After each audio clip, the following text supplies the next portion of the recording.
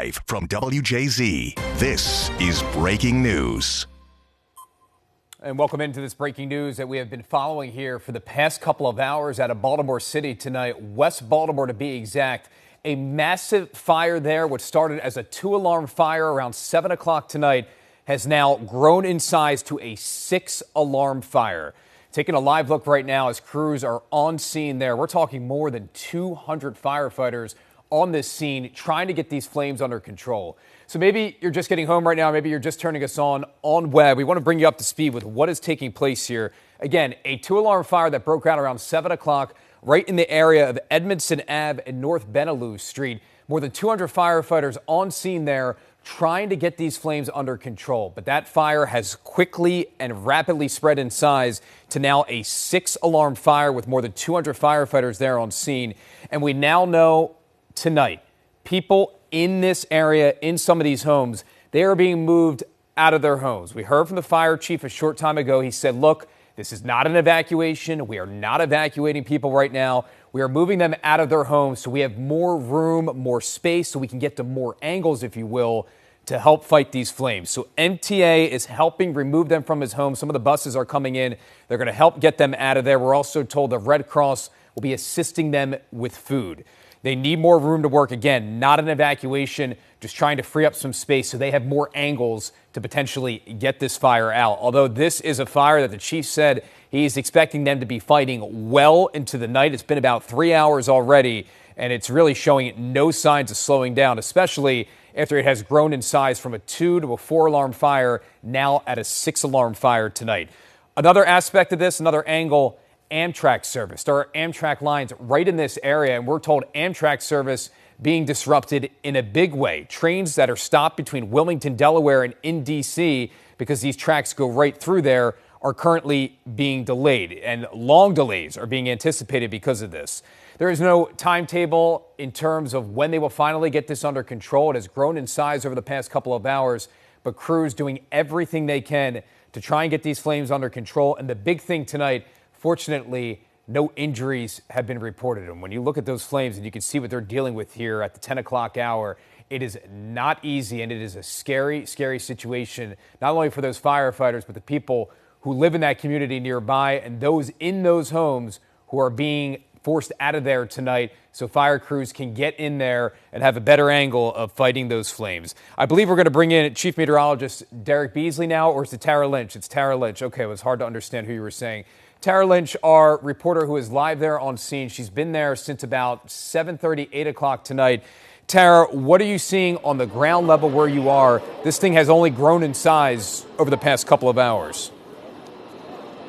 Well, Rick, we did see some black smoke when we were driving, actually, from another story. We headed down this way. We got here about 7:30, and then by the time we got here, the smoke kind of tamped down. But you can see behind me visible flames now. We don't know that the roof collapsed, but based on the fact that I'm seeing these flames, one can only assume that there is no more roof on this side of the building. We're on the North Benelux side, exactly where you said that some folks will be leaving their homes, at least temporarily, going to neighboring fire stations and being assisted by the Red Cross. We did hear two booms earlier as well, maybe about a half hour ago at this point. I asked the fire chief about that. He said he was near the building at the time that happened, and they don't know what that was. They've also discovered that there are 2 sub-levels, 2 basements in this building. So when you look at the warehouse, there was another boom just there. When you look at this building, it's a 3-story warehouse. There are 2 levels below ground that are filled with unknown items. They think that it's mattresses. They've been told there's paint cans. They've been told there are other items as well. But I'd say, Rick, in the last 20 minutes here, this has gotten a lot worse. And there were flames maybe 10 minutes ago that were some of the brightest and strongest that I've ever seen at a fire of this size before. We also know that there's a lot of city resources here, but there are county resources. BWI Airport sent resources as well. Again, this is a full city operation on what has already been a busy day for Baltimore City law enforcement and firefighters. Another firefighter in critical but stable condition after a fire on Saratoga Street. So these crews have been working in several different neighborhoods already today. DPW and DOT are also here to shut down roadways and work on water pressure. This is a residential area, so not necessarily built to deal with a large structure fire like this. This ladder truck has been trying to battle the flames on this side. You can actually feel the heat here. We are seeing some EMS crews roll in as well. We're not aware of any firefighter injuries at this time. There was nobody inside the warehouse when this started. So this is really just a scary scene here, Rick, with some of the strongest flames I've ever seen in a fire before. We're hoping to get some more information here from Baltimore City Fire, hopefully soon, because this is just escalating quickly. Yeah, Tara, we're told that this massive warehouse, if you will, two sublevels here below ground, full of mattresses, as you mentioned. That's what the chief said, stacked with mattresses. And it is a scary situation because we first saw this come up at about 7:15 tonight in our earlier newscast. And where that was then to where it is now, I mean, these flames, like something out of a movie tonight, as they continue to go on 3 hours now, 3+ hours of fighting these flames, trying to get it under control, but growing quickly from a 2-alarm fire to a 4-alarm fire, currently at a 6-alarm fire tonight. Tara, with you on scene there, have you had a chance to see anybody coming out of their homes, people that they're trying to move out of here? Again, we want to stress, not evacuating, but trying to get them out of their homes so they can have better access to fight these flames? We have seen a lot of people outside, Rick, standing on corners and things like that. I'm looking down on Edmondson right now. I do see some folks that are standing there. I believe one of the people over there, Miss Sharon, I spoke with her earlier tonight. She lives on the 600 block of North Bentaloo, on that side that is being asked to leave their homes temporarily. We don't exactly know where they are going to be placed. Fortunately, there is a fire station right across the street from where this is happening, so we can only assume that there will be folks in there, at least temporarily. But I've seen a lot of people, maybe a half hour ago, that were leaving the area right when we heard from the fire chief that would be happening. And he talked about the way that they're attacking this fire. They wanted to remove people from their homes to make it a bit easier to work behind these buildings to get at the warehouse.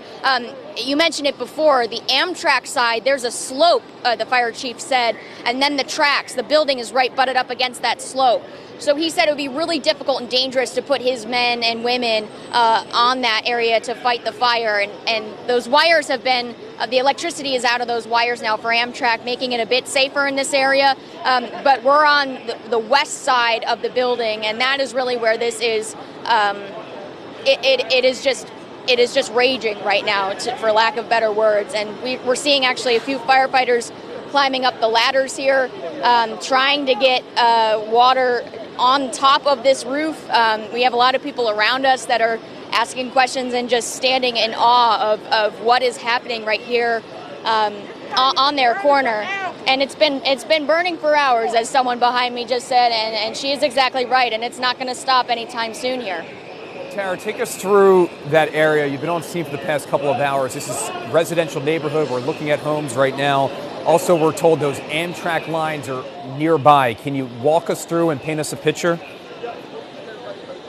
Exactly. So we're off of Edmondson Avenue. Of course, we all know that's a really busy thoroughfare here in West Baltimore. North Bentaloo is a pretty small 2 lanes per side, so 4 lanes total street here. But there's a lot of homes. We are at the corner of, Arunha and Bentaloo, and there's a lot of row homes in this area. So row homes also making this a bit dangerous too, because these homes are in close proximity to each other. We are seeing embers that are flying through the air as well. That's on the west side of this warehouse. On the east side are those Amtrak tracks. So Edmondson Avenue has a little bridge. It goes over the tracks. We actually saw a MARC train that has been sitting there. I presume it's still sitting there for a while here, because these tracks are shut down. Nobody is going north or south anywhere anytime soon if you're on the rails. So really, there's that main thoroughfare with Edmondson Avenue, some businesses and things like that. But right in here, right where the belly of the beast is with these flames, are all of these homes. And people are out of them, hopefully, at this point. We have seen some firefighters going and knocking on doors and just trying to get people out. But right now, the focus is on the roof of this building, which we've been showing you. There's 2 homes here, and they're on this roof trying to get at these flames here. I haven't walked around the rest of the area, but my understanding is as you go further west, there are still a lot of row homes. So the danger of this spreading is obviously very high because of all of these buildings in such close proximity to each other. I don't know the distance between the homes and the warehouse. There seemingly is some space for firefighters to work back there, so hopefully that distance will, keep the embers at bay. We also heard from the fire chief about wind, and I think you were going to bring in Derek Beasley before. The wind, he said, is working in their favor. It was blowing the fire and the smoke and trying to keep it contained in the building, maybe blowing toward the Amtrak tracks, which is, of course, helpful for the neighbors who have homes here. But this area, at least this small block radius here, is a lot of homes butted up against a main thoroughfare with businesses and, as I said, a firehouse right here on the corner of Bentaloo and Edmondson Avenue. Yeah, and Tara, I'm glad that you said that, because from our vantage point over here, what we're looking at, and you see viewers at home, that left box on your screen there, it almost looks like the flames are coming from these row homes. But we want to point out here, some of these people inside those homes have been asked to leave temporarily so crews are able to get on top of there or to access their homes to help fight the flames that are happening behind it. Also, too, Chief Wallace, who spoke just a short time ago, probably about 30 minutes or so, he said right now there is no threat to these flames jumping to the homes. That's some great news. And fortunately, no injuries have been reported. Tara, we'll get back to you in a little bit. I believe we're going to bring in Chief Meteorologist Derek Beasley now, who's going to weigh in. Derek, on terms of having something on our side with this tonight, the wind, very calm. We know that was an issue a couple of days ago. It wasn't the case. Fortunately, that is working in their favor tonight. Yeah, and actually several factors kind of working in their favor tonight, as opposed to what we had to deal with the campfire just a few months ago. Of course, the temperatures, of course, not an issue tonight, so they have to deal with the extreme cold, but also the relative humidity levels are a lot higher here. So we're not talking about a situation where we're dealing with 40 to 50 mile an hour wind gusts and low relative humidity. But what I want to point out to you is what we've pulled up on First Alert Doppler radar. Let's go over to Max 1, please, if we can. And I've kind of circled the area. You kind of get an idea of where the smoke plume there, but you can clearly see that last little flare-up that occurred within the last 30 to 45 minutes or so that Tara was just reporting on. You could see that burst of smoke that just kind of was picked up by, and this is actually the terminal radar out of the BWI Thurgood Marshall. They have their own Doppler radar on site, and we were able to kind of tap into that radar since it's closer to the one that's down in Sterling, Virginia at the Weather Service office. So this one really gives you a good perspective of exactly which direction the actual smoke and the ash, everything that is coming from that fire and where it's blowing. And it looks like it's headed right up in our area, up towards the area around Green Spring as well as Cold Spring. So it kind of gives you an idea of where the smoke plume is heading. So even in the Woodbury neighborhood, I'm gonna step outside to see if we can actually smell the smoke from it, because we actually should be able to with these southeast winds. But I've kind of circled the area where the smoke plume is as it tracks off towards the north and west. Now, again, I was talking about the winds earlier. The winds, not nearly as strong, of course, as we dealt with a few months ago with the last large big fire that we had, the campfire, but the winds tonight out of the southeast at about 10 to 15 miles an hour at the most, and that's about where we expect them to be here for tonight. So that actually is kind of working in their favor. The problem is that you still have wind, and there's a potential there where you're going to get some spreading with that as you get that fire that is being fanned by what little wind is out there. But fortunately, of course, the conditions are a little bit more favorable as far as the fire from getting too out of hand as opposed to what we were dealing with just a few months ago. Rick. Yeah, Derek, I mean, you think back to what we dealt with just a couple of months ago, which I believe was just before the new year. You mentioned the temperatures and the wind. They were only fueling those flames that night. So a much different story here and a better story in terms of the elements that these guys are dealing with tonight, these men and women out there battling these flames. That's Chief Meteorologist Derek Beasley, who we'll check back in with in just a little bit. We're also going to get back to Tara Lynch shortly, who is on the ground live there, giving us a better idea of what is happening with crews on scene. We know there are several crews assisting more than 200 firefighters responding to these flames tonight. If you're just joining us right now, it broke out around 7 o'clock tonight. What started as a 2-alarm fire at a massive warehouse in West Baltimore quickly exploded in size. It went to 4-alarm, now at a 6-alarm fire tonight. More than 200 firefighters on scene. Residential area. There's a lot of homes in this area. You can see there when we get back to some of the video that's on scene. Firefighters are actually accessing the properties of some of these homes there, getting on their roofs, if you will, getting inside those homes just to fight those flames. That warehouse appears to be behind them. It might look from your vantage point or when you're seeing this video that those flames are coming from these homes. That is not the case. Again, this is a massive warehouse that is full of mattresses, is what we're told. 2 sublevels below ground that is stacked full of mattresses, the fire chief had said. More than 200 firefighters on scene trying to get these flames under control after more than 3 hours from when they initially started here, right around 7 o'clock tonight. MTA is helping come in. They are bringing buses in to get some of these people in that neighborhood out of there. It's important to note this is not an evacuation. Again, they just need to access some of these properties to get better angles to fight these flames. Another aspect of this story, apparently there are Amtrak line that runs right through this neighborhood or right nearby. The fire crew's worried about these flames potentially jumping to that. Now, because of that, Amtrak service has been delayed in these areas, and they said if you take the Amtrak, you can expect some heavy delays between Washington, D.C. and also Delaware because of this line that runs right through there. Scary, scary situation, especially when you look at the multiple angles that we have and some of the video of these flames and how it has rapidly exploded in size tonight, for a lack of better words. Again, it started as a 2-alarm fire right around 6:58 to be exact, now up to a 6-alarm fire tonight. Crews still trying to get this thing under control, but moving some of the people out of their homes, so essentially they have more room to work. You just heard from Chief Meteorologist Derek Beasley. Something that is top of mind for us is the Camp Smallwood fire that we had a few months back right before the new year at that recycling facility, the facility that recycled wood and trees. And one of the things that they were dealing with then were the cold temperatures, and not only the cold temperatures, but the wind gusts, which fueled those flames.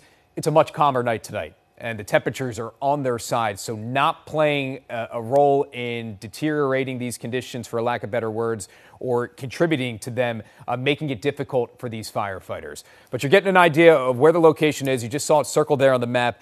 Edmondson Ave and North Benelux Street, right in West Baltimore. More than 200 firefighters on scene, and several crews are assisting in trying to get these flames out tonight. It's scary because we keep mentioning that it's a residential neighborhood. There you go. We pulled up the video right there. There are a lot of people who live in this area. It's a busy area if you're not familiar with it. And these people tonight being asked to leave their homes temporarily so firefighters can get better access to try and get these flames out. Amtrak service stopped between D.C. and Delaware, expecting some heavy delays because of this. And also what started as a 2-alarm fire, now at a 6-alarm fire tonight. I believe we're going to try and bring back in Tara Lynch, a reporter who was one of the first, if not the first, live on scene there tonight. Tara, have you learned anything new here in the past 15 minutes or so? And what are you seeing from where you are on the ground tonight?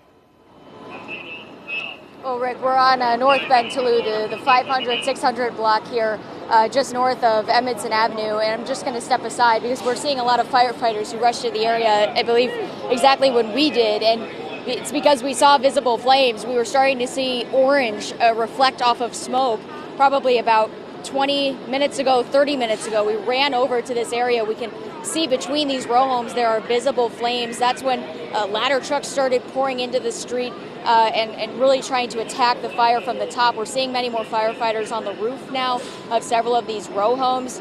We do know that these folks who are living on the 600 block, 500 block of North Bentelou have been asked to leave their homes temporarily. They're not calling it an evacuation just yet.